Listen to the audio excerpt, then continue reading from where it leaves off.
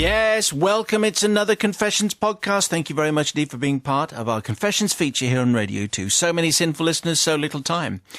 This week's Concise Collection features a serial slinging student, a Pan's People pep talk, a terrifying tarantula tale, and a horribly horrific husband. Here it all comes. Dear Father Simon and the Commune of Compassion. Quite like that. Have we had that before? No, I don't think so. Many years ago, when I attended university, I was a senior resident in the halls of residence. This meant that I was a resident and senior to the others, who were junior to me. Well explained. Older or senior? I don't know. So many questions in the opening sentence. I had responsibilities. I walked tall, I set an example, and one night a week I was expected to be on call for the younger students, in case they had any issues to resolve. I'm aware that Brother Matt might be scornful here, as I did deal with a number of students who were, essentially, struggling with the pressures of getting up for countdown. It's quite a stress. It is quite a stress. Obviously, yeah. I worked with a lecturer who received free accommodation for being ultimately responsible for the hall, and between us, we tended to the welfare of the great, the good, and the arty. Oh, good, yes, like that. Yeah, arty students, Like brilliant. that. Problems with noise, we could sort that. Problems with broken fridges, we could try with that as well. One night, I was called to a meeting.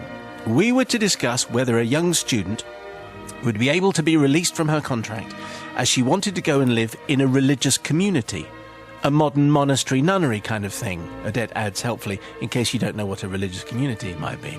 We were meeting to discuss whether this was a good idea or not. Anyway, I'd been late leaving for studies and had a large leftover bowl of cereal in my room. Dashing to the meeting, I didn't know what to do with the, I have to say, considerable remnants of the chocolate and rice-based cereal that I'd been enjoying. I changed that. Well done. I didn't know whether to put them down the sink. Well, I didn't want to block it. That wouldn't be a good idea. Didn't want to put them in the bin. That seemed a bit of a waste.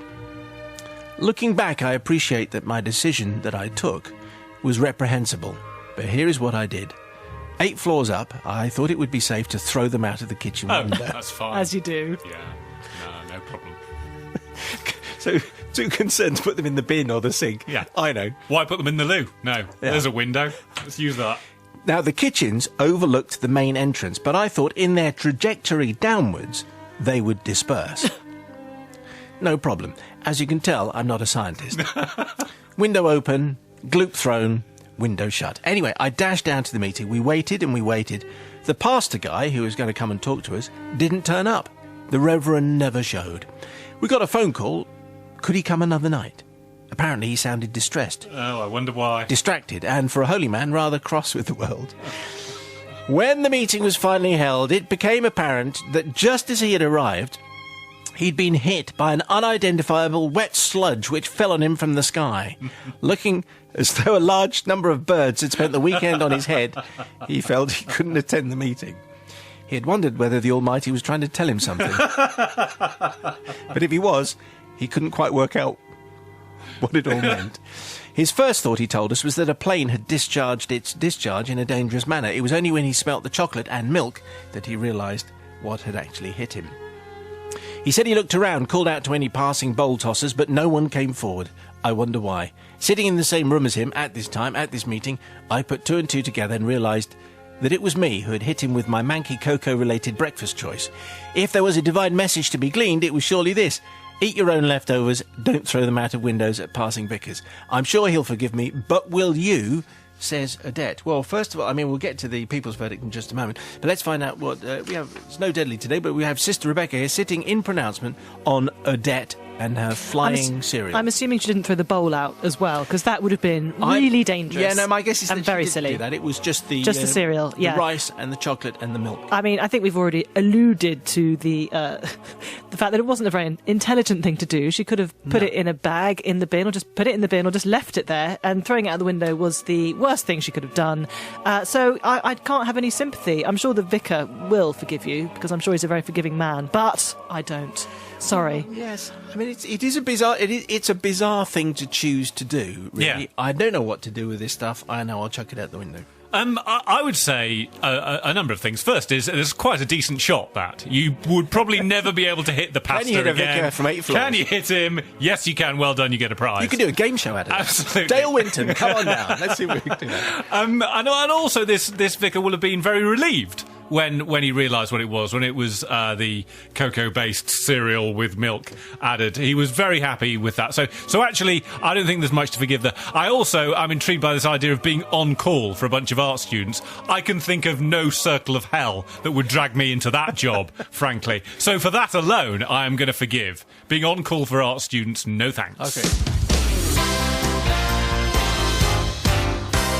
Into our collective, we welcome Chris Latcham doing the sport today. Hello, Chris. Hello. How are you? Now Very what? nice to- You Can I know, shake hands with you? you know who he is. Nice to meet you, Alan. So, are you an actually kind of forgiving type, or would you be, condescending, or would you be understanding, or how will you take this? Do you think? I like to think I'd be forgiving. My mum's a counsellor, so I've had years A of... county councillor, or a... No. Oh, I see. So sit down and tell me your problems, counsellor. Oh, okay, fine, okay. Well, let's see if any of that is I'm a rubbed. good listener, I think. Let's see if that's rubbed up on you. She listens to this.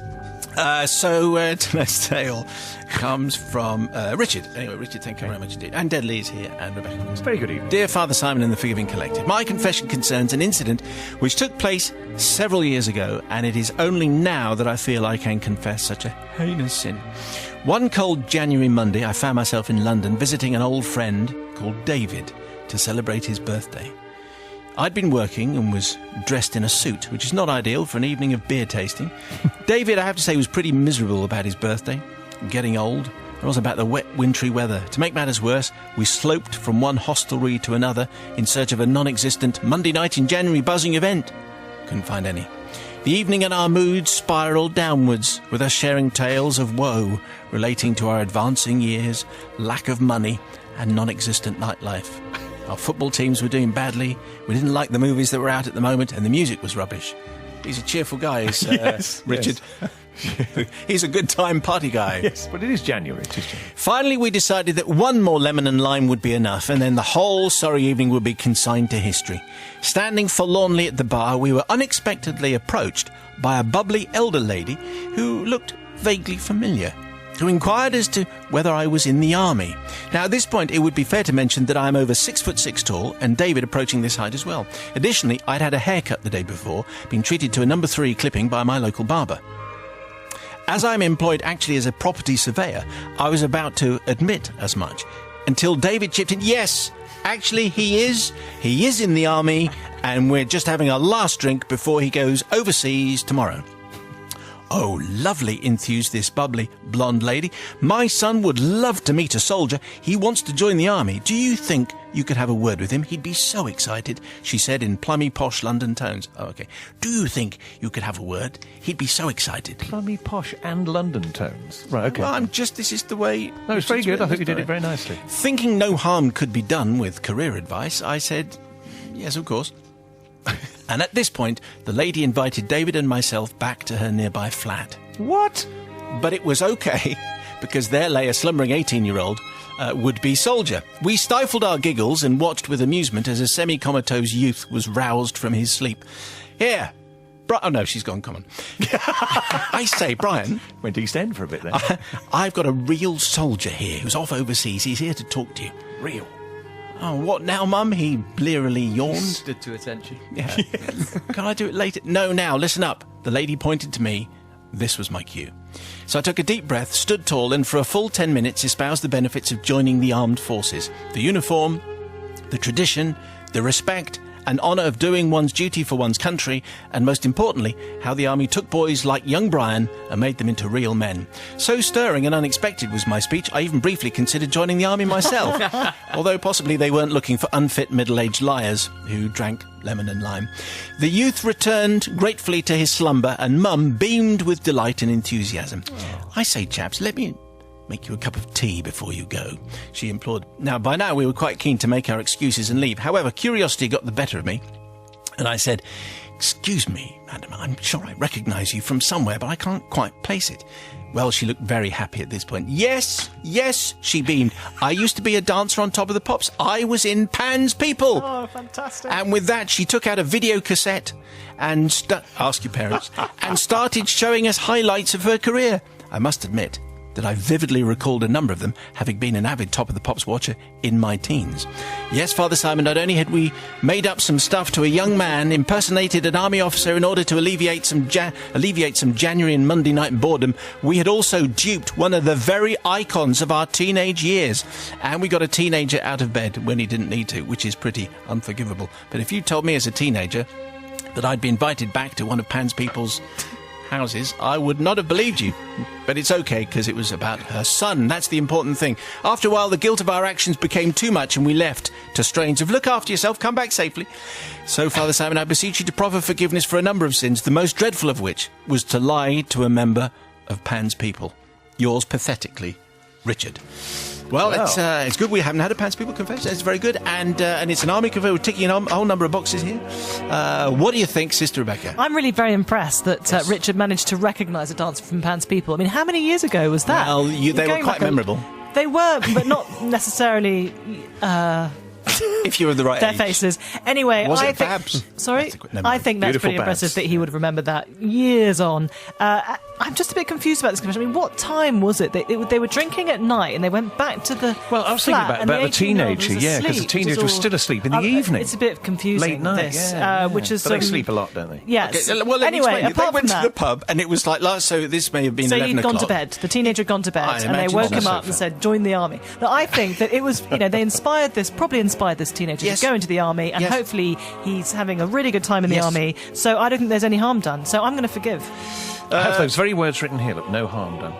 No Good. harm done. And well done for a 10-minute sequence on the army. That's very I good. like the fact he almost persuaded himself to stop being a property surveyor. and Exactly. something, I thought it was dangerous to go back to her place, though. I don't know what you thought about that. mean dangerous? Rebecca. In the Well, army. because you Well, never know. right. She could be led into all sorts of things going on there. She was just a polite and They're lovely... two strapping fellows. Two strapping one and a lady. strapping Pan's person, as I remember I correctly. don't think they were in any danger, Dedley. And a video cassette, different times is what Different- we say. very, very different- We say very different about that times. sort of thing. Big So I think it's all complicated. good fun. No harm was done, and you are forgiven. Mr. Latcham, sir, Well, first things first, both of them 6'6". both of them are 6'6". Yeah. What a strange. I don't think I've ever met anyone that's 6'6". Oh. Are you going to base your forgiveness on Just on No, height. no, it's just the one thing that It's a bit stood out. That's why Yes. they're friends with each other, because they're the same height. I think it's okay because Also, they were both as miserable as each Exactly. other. Yeah, needed I just cheering think the up. whole story, it doesn't strike me that anyone came out of it downbeat. You know, they needed something to do. They found something to do for half They an hour. all They went cheered back. each other They up, ended didn't up entertaining one of Pan's people, and they probably sent a young lad Yeah, to the army. Into a career that- into a great career with the army. I will forgive, All right. because I don't think anybody would. Well, have been Matt would never do that. No. Matt would never forgive. Well, That's unforgivable. some people in sport are normal. Anyway, Have we it's recorded that? Have we it's recorded that? the- The producer, look at the producer, standing up and cheering. I know, she's easily pleased. Well, into the collective. Brother Matt is back, which is very nice after his part-time activities yesterday. Yes, hello. And Brother Tom Sanders has been invited in. It's a deep privilege, Simon. Well, it is actually. Yes. Would you say you are, because you're on news reading duties I am. at the moment? Have you finished for the day? Or? Yes, I have finished for the day, actually. Who's taking over at 6? Yeah, I'm only here because I've got some time to kill, but who's taking over at 6? Nikki Cardwell. Right, you're only here because you've got time to kill. No, you're not here because you've been invited to be part of the No, collective. He's got such a was lovely my, voice, hasn't That he? was my line. But no, I'm here because I've been asked. Thank you for having me, Simon. It's a So pleasure. refined. Yeah, it won't last long. You wait. Tonight's Generate. confession comes from Boris.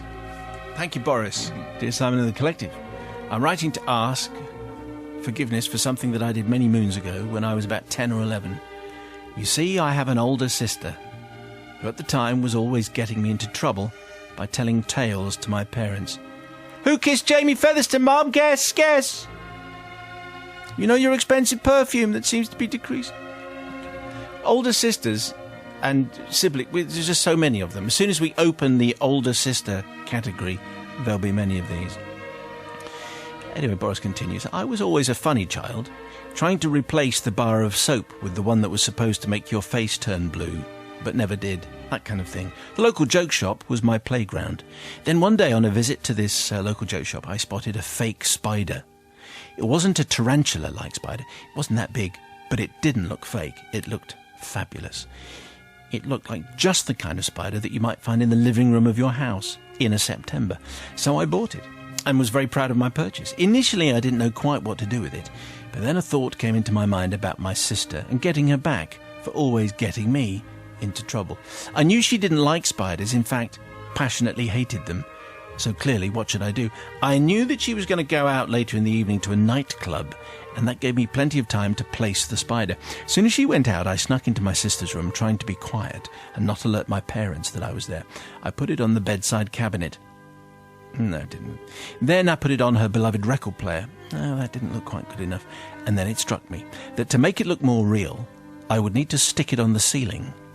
So I rushed out of the room and returned with some blue tack to stick it in place. Standing on the bed, trying to reach the ceiling, I decided the best place for the spider was directly above her pillow.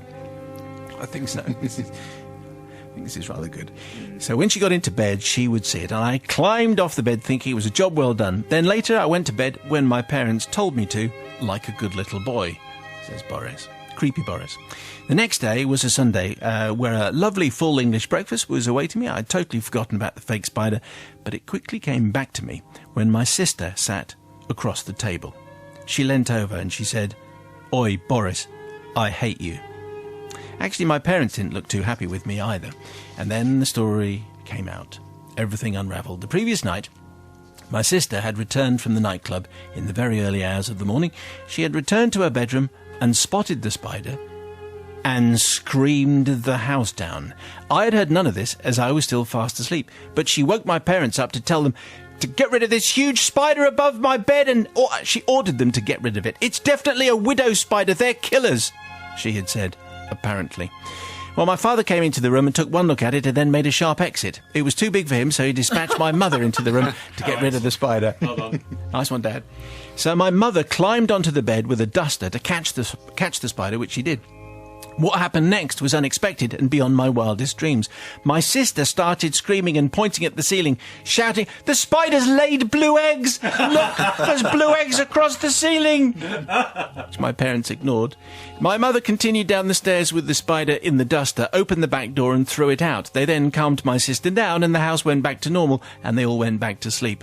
I hadn't woken up through this entire drama. The next morning, while my mother was in the kitchen making breakfast, she glanced out of the back window and spotted that the spider had not moved from last night. So she went out to investigate and poked it, and amazingly, it still didn't move. She then picked it up and discovered, yes, it was my fake spider. Made in China, printed on the back. Probably that's the clue. This discovery didn't stay a secret long, and the whole house knew before I woke up. I don't think my sister spoke to me for a year, apart from saying intermittently that she hated me. Anyway, I don't seek forgiveness from my sister because she deserved everything that she got for telling all those tales on me. Instead, I seek forgiveness from my parents, who are rudely awakened from their sleep in the early hours of Sunday morning, dealing with the hysterical girl and having to throw a fake spider out of the house.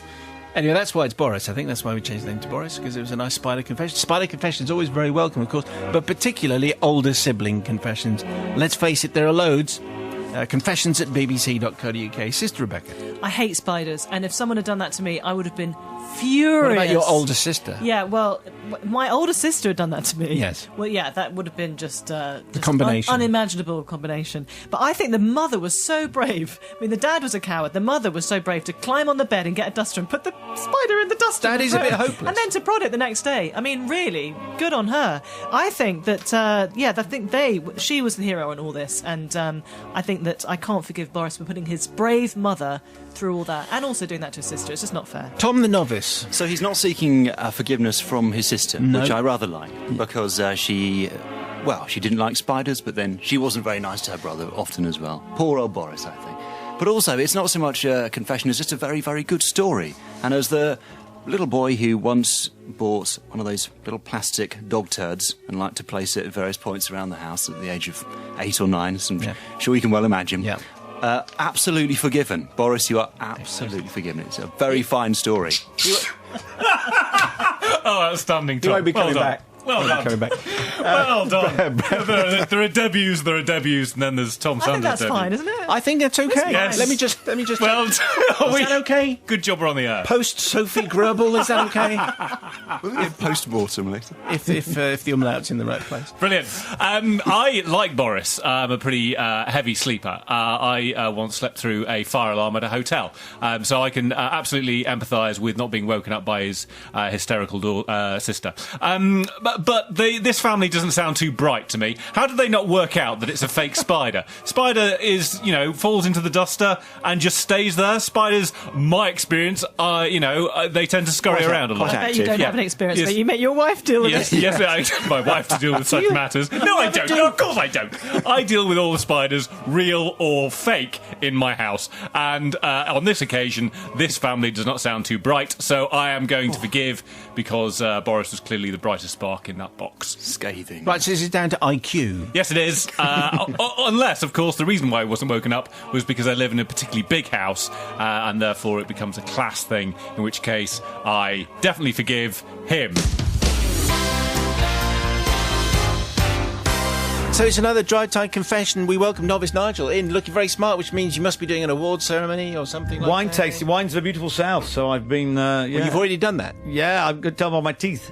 Did you bring Which, any in? nicely, Does that mean that you have to spit and... Oh yes, you do. But somebody's got immature wines, and my teeth are blackened because of it. Because you're giving the potential of them. So they're Chilean and South Why do you African. get black teeth? Well, because they're full of tannin and they're quite immature. So I was at home there. But I've had a lot of them as well. I have spat them out though. Excellent. Just checking. Anyway, we're doing a hetero pie to be explained after 6 o'clock. Tonight's dry time confession comes from Toby. Toby, thank you very much indeed. Who begins thus, dear Father Simon, and the gang of 3, or maybe 2, depending on who's available. Look, we actually planned this thing, It's not just who's available, or just who's wandering past. Yeah, I think it is. Oh, is it? Okay, it is. Yeah, that's right. Yesterday was the case. Setting high standards. Anyway, I've listened to... Who's this? Toby says, yeah. I've listened to your show for many years and enjoyed the confessions feature, smugly thinking I had nothing in my closet that would be of interest to your listeners. But then last week, my lovely wife and I went to see Paranormal Activity at the movies. And suddenly, like ectoplasm from the gates of hell, or wherever it comes from, it all came back to me. What is ectoplasm? Anyone know? It's what the ghosts leave, isn't it? That's what on Ghostbusters. That's what the ghosts leave. Is that like when they go through the like a wall. slug trail? Yeah. Ectoplasm is left. So probably not at the gates of hell. I don't know. Okay, that's very good. I wonder if you can cook with it. Yeah. One trick, Nigel. Yeah, they're going to be a really popular recipe, wouldn't it? Yes, scrape it up and let's see what we can do with this. Available at all good retailers. Anyway, during the pre-children years of our marriage, says Toby, the missus became a fan of Stephen King novels. Unfortunately, her reading habit caused her to lose track of time, and she would often read well into the night. She worked her way steadily through his entire catalogue. You'll have heard of some of them: Carrie, Cujo, The Shining, The Dead Zone, Misery, you name it. She was reading it. I did try to widen her taste. Dickens, Graham Greene, Geoffrey Archer, that kind of thing. She was having none of it. In addition to the sleep disturbance caused by the light, which I often suspected doubled as a tanning booth, she would often make a quick trip to the loo before lights out and sleep. Her departure from the bed would almost always wake me up. Sometimes because the novel had scared her and she wanted to make sure she could safely cross the hall in our small terraced house. Cujo made her scared of the dog. Christine made her scared of all cars. The Shining made her scared of men with axes. You get the idea. Carrie was the worst. She avoided walking past secondary schools and stopped taking showers for weeks. Beware teenage girls with special powers was the moral. Anyway, after several consecutive nights of Stephen King middle-of-the-night-induced awakenings, I decided I'd had enough. I realise now that maybe we should have talked about it before I chose the nuclear option. Too late now. It was a wild night outside, rain and wind on the windows, and I decided to get out of bed just as she left the room on one of her trips. I rearranged my pillows under the duvet to give the appearance that I was still there, and I climbed under the bed. Oh, no. She was in the middle of The Stand. Very spooky, very scary, very nasty book of Stephen King's. An apocalyptic tale featuring a man with evil supernatural powers who's a total tyrant. Exactly the kind of man to hide under the beds of unsuspecting British ladies. Upon her return to the room, she turned off the light. I was winded briefly by her weight, but when I had... What? Who is this man? Are they what still are you together? doing? He's under the bed. Yeah, I know he's under She's the bed. gonna Don't lie. say you've been winded by a weight. Unbelievable. Well, you wouldn't have to be... I don't think she... I don't this think is he's... going very badly, He's Toby. not saying she's heavy. He's saying, anyone get A in the very bed. thin mattress. Yeah. I was winded briefly by her weight, but when I'd regained control of my body, I waited because timing was very important. I gave it maybe 30 seconds. You don't want to spoil anything by misjudging the moment. Just then, when I thought the time was right, I reached out from under the bed and grabbed her ankle. And I made a sound like I was possessed by the hounds of hell. So I'd like to ask forgiveness from my wife for putting her off Stephen King novels and for putting her off our marriage, though I'd like to say I sorted that bit out. I'd also like to ask forgiveness from my neighbours on either side who are awakened by the subsequent scream. I honestly believe I've never heard a louder, more ear-piercing noise in my entire life. It took many hours to talk her off the ceiling. Tea and biscuits were needed. Can I please be forgiven? No. So, I haven't asked you yet. You might change your mind once you've heard what's coming. Well, it's another trip to the horror department, which Rebecca's always a bit... It's lucky she didn't have a heart attack, really, isn't it? I think I definitely would have had a heart attack. It was a wizard wheeze, don't you think? Oh, yeah. The thing about jokes, I always say this to my husband when he says jokes that aren't that funny. I think jokes need to be funny, and that wasn't really, was it? I mean, in what part of Is that joke? what you say to your husband, is it? The definition to me of a joke is that it has to be funny. That needs to be funnier. Try So, again. I don't think there was anything in that was funny at Well, all. she keeps reading these Stephen King books, so... I know. I have to say, I don't really understand anyone who reads those books, especially in the middle of the night. I mean, They're very why would good. you want to? I'm They're sure they very could, good. but to read them in the day, you know, if you get scared at night and you can't sleep. But despite all that, I'm not forgiving. No way. Have you read The Stand? No, I haven't read any of them. Novice Nigel. Well, I think apart from the fact that I thought his marriage could be in jeopardy, suggesting that they either needed a thicker mattress or she needed to lose weight, and the tanning booze as well that she used in bed. I love a good practical joke, and I think that is a wizard ace biffer practical joke. Biffer, very good. So absolutely, Tobes, you're forgiven on this occasion, kid. Okay, very good. Uncontroversial there from the Nov. No, straight from the pages of the Beano there, Yes. wasn't it? Nothing wrong with that. Yes, Matthew, what do you think? Lord Snooty. What did he think was going to happen? That he was going to grab her ankle. She's in the middle of reading this book. He was going to grab her ankle, and she was going, "Oh, Toby, you're a card, aren't you? Oh, hilarious! How healthy our marriage is." No, I can't see what you were hoping for as a best case scenario here. I can't. And also the bit about being winded by a... Why would you include that in the story? Clip round the ear for you, sunshine. I am not going to forgive. Well, they were this week's confessions. Did you forgive any of them or none of them? Send us your own story, maybe inspired by one of those. confessions@bbc.co.uk. More in a week. And the Weekly Mayo available to download now and every Friday. It's very good value this week.